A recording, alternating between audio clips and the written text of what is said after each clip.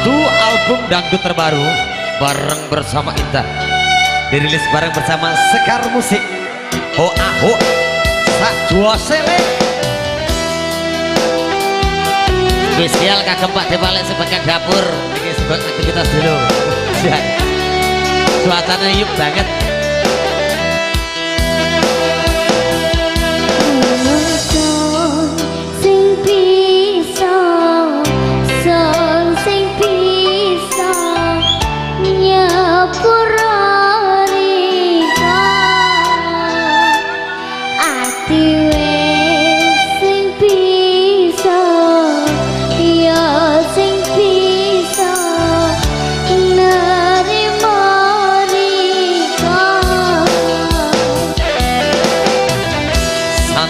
Album terbaru Sekar Musik kembali buat Anda.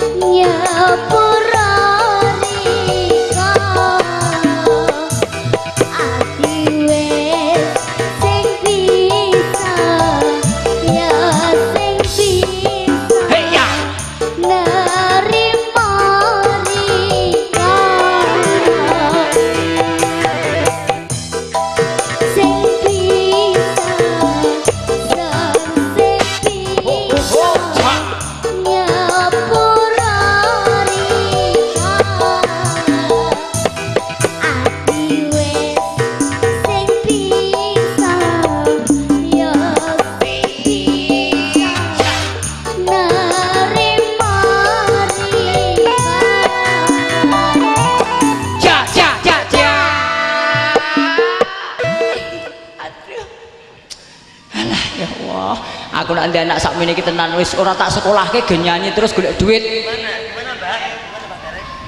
Gimana Mbah Gareng?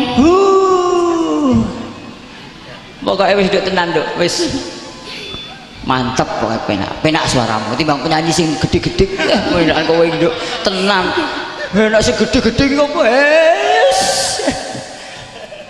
heeh neh